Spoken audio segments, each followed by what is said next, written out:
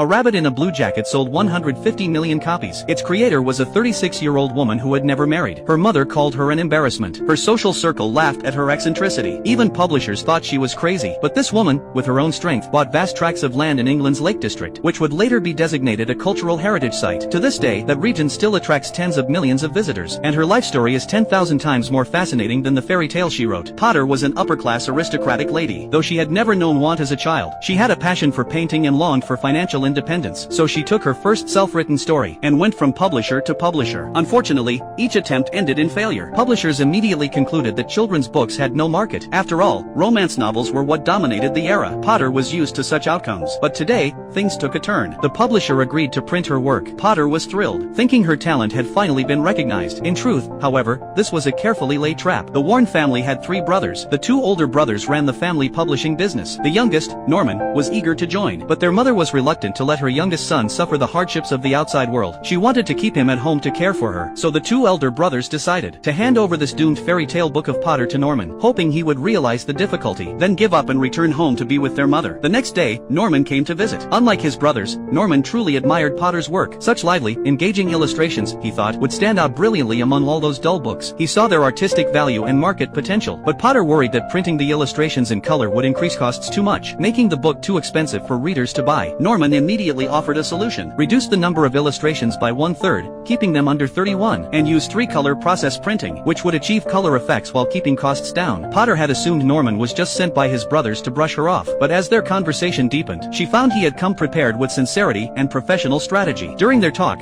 she learned this was his first job, and that he, too, wanted to prove himself. The 2, finding much in common, quickly agreed to work together. They arranged to meet at the printing press to supervise the color correction of the illustrations. Who could have imagined that? This chance encounter would lead 2 dreamers to usher in a new era for children's books. When the first illustration was printed, Potter immediately saw it was too dark and blurry. The workers brightened the colors and reprinted. In the second version, the colors were faint at the edges. They made adjustment after adjustment, until the printed colors matched the original paintings almost exactly. The 2 of them strictly oversaw every step of the process, doing everything in their power to make it as perfect as possible. Soon, the first copy of The Tale of Peter Rabbit was completed. Seeing the palm-sized book fully realized before them, their excitement was beyond words. After leaving the press, Potter could no longer contain her joy. She said this book was bound to change her life, because it would prove to her mother that a 32-year-old unmarried woman could do more than attend tea parties. She could also have a career of her own. Before long, Norman invited Potter to his home. His family had long wanted to meet her, especially Norman's sister, Millie. She, also a non-marriage advocate, adored Potter. They felt an instant connection and quickly became kindred spirits. Norman's mother also took a great liking to Potter. In this home, Potter felt genuine respect and affection, something she had never experienced in her own house. Potter's mother never understood her efforts. Instead, she complained constantly, saying Potter shouldn't associate with a businessman like Norman. In that era of rigid class distinctions, even being seen with a tradesman was regarded as a degradation of status. Her mother insisted a woman's destiny was to manage a household and raise children, so she arranged many suitors for Potter: an aristocratic young man who did nothing but bleat like a sheep, a chubby military officer who smacked his lips while eating, a marksman with effeminate manners. All were from high-ranking, well-matched families. Potter went through the motions with her mother and the suitors, but in her heart she had long decided never to marry. Then one day, Norman showed up uninvited at Potter's door. Without taking no for an answer, he ushered her into a carriage and brought her to a bookstore. There, in the large window display, were her children's books. Norman excitedly told her, in just 1 week, this shop had sold 40 copies. At this rate, that would be 160 copies a month, 1,920 a year, and that was a conservative estimate for just one bookstore. Their collaboration had been a tremendous success. Potter was now a genuine author, but her joy was soon replaced by disappointment, because the book's release meant their partnership was coming to an end. Hearing this, Norman instinctively reached out a hand, a bit flustered, saying he would like to continue working with her, and promised that as long as she was willing to draw, he would always be her publisher. Your book has been very important in my life. You have been very important in my life.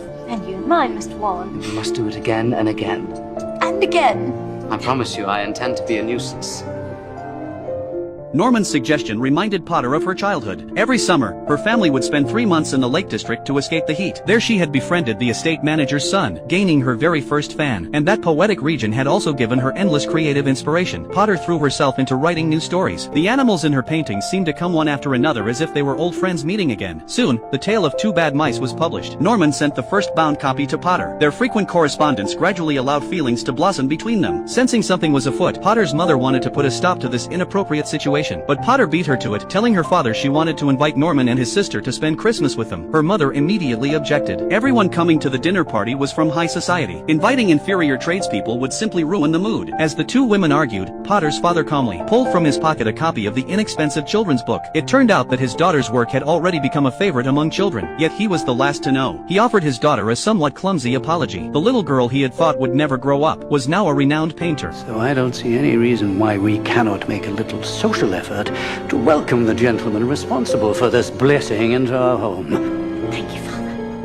At Christmas, the house was decorated in resplendent gold. The Warren siblings arrived as promised. Potter eagerly introduced them to her parents. At the table, the aristocrats, bound by etiquette, exchanged hollow pleasantries. Bored, Potter invited Norman to see her studio. He was the first man, besides her father and brother, to ever enter it. Though it was somewhat improper, they kept the door open and spoke freely. Potter gave Norman a painting as a Christmas gift. She also mentioned the music box her father had given her when she was 6, with paintings her father had done himself. It turned out that in his youth, Potter's father had loved painting too, but family opposition had led him to abandon it and become a lawyer instead. As the music box played, the wine and the melody together brewed an atmosphere between them. After a dance that brought their hearts close together, Norman could no longer suppress his feelings. He confessed his love. He knew Potter had decided never to marry, and he had thought he would do the same. But recent events had changed his mind. He was afraid that if he didn't speak now, he would never have the chance. But before he could finish, her mother entered the room, and everything stopped. Potter's heart, however, could not settle. After the guests had left, she took Millie outside, and told her that Norman had proposed. She wanted Millie's blessing, but they had once promised to remain lifelong non-marriage advocates. It felt wrong to go back on her word. To her surprise, Millie was completely supportive. Marry him. Tomorrow. Don't waste a moment. How could you hesitate? With Millie's encouragement, Potter no longer hesitated. She seized the moment while giving Norman's gift and told him how she felt. A quiet promise bound their hearts together in an instant. Potter ran back to her room like a young girl, shyly waving goodbye to Norman's departing carriage. She swayed to the music in her room, tears of happiness streaming down her face. The next day, Norman went to Potter's father to ask for her hand in marriage, but the conversation lasted only 5 minutes. What followed was fierce parental opposition. They believed marrying a tradesman would bring shame upon themselves. If Potter insisted on being with Norman, she would be cut off from any family inheritance. Potter realized she could not continue this love with her family's support. So early the next morning, she went to the bank to inquire about her royalty earnings, to see if she could buy a small cottage in the countryside. The banker's answer nearly made her jaw drop. Her current assets were enough to buy several plots of land and city houses. You're quite a wealthy woman, Miss Potter. Potter was overjoyed. This meant she had the means to stand up to her parents, and the freedom to pursue her love. Back home, she was ready to confront her parents, but her father offered a compromise. Since both sides held firm to their beliefs, he said, why not let time test whether this love could endure? Summer was approaching. Her parents wanted her to follow tradition and go to the Lake District to escape the heat. After 3 months apart from Norman, if her feelings remained unchanged, they would no longer stand in her way. Hearing this, Potter immediately agreed, confidently declaring that her parents could start planning the wedding right away. A brief separation would only make their love stronger. On a snowy night, they silently pledged themselves to each other.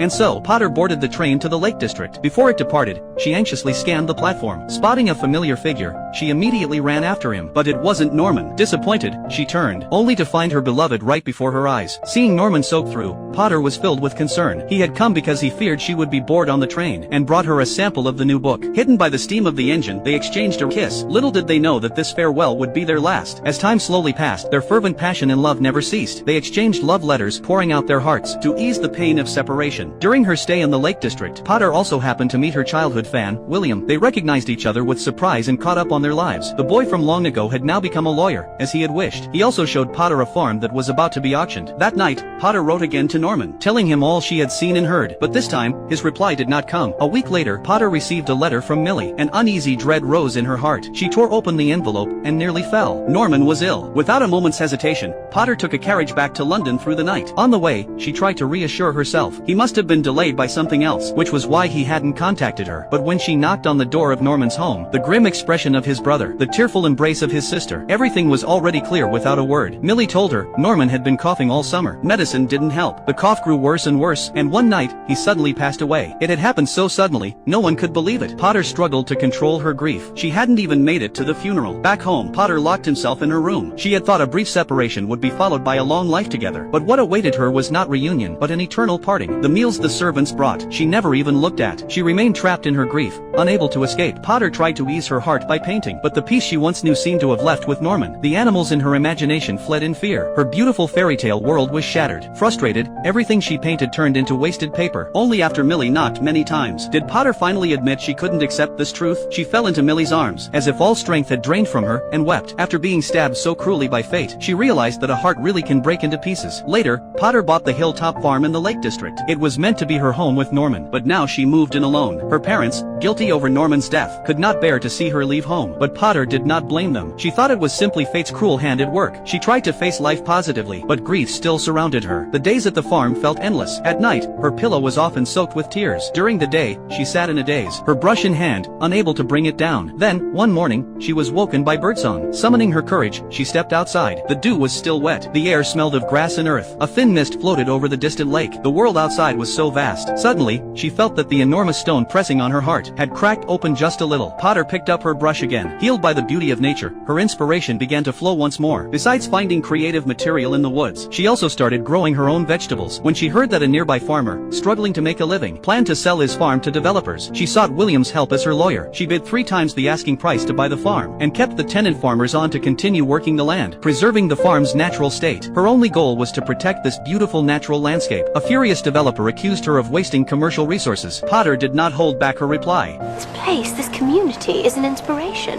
It should be conserved for future generations and not destroyed. It deserves protection. From that day on, the great mission of the second half of her life shifted from painting to buying land. With the substantial wealth earned from her published books, Potter purchased over 4,000 acres of farmland in the area. She had used her pen to earn her fortune, and then used that fortune to protect a piece of the world. 8 years after moving to the Lake District, Potter and William married. There was no grand wedding, no expensive gown, just 2 people who understood each other, keeping each other company, holding hands and continuing through life. They had no children, but the mountains and fields were their children. On December 22, 1943, just before Christmas, snow covered the rolling peaks of the Lake District. Beatrix Potter passed away quietly, at the age of 77. She left a will. All the farmland and assets that he had purchased were all donated through a trust institution to the British people. To this day, England's Lake District still looks much as it did in her paintings nearly 100 years ago, and her work, The Tale of Peter Rabbit, remains one of the best-selling children's books of all time.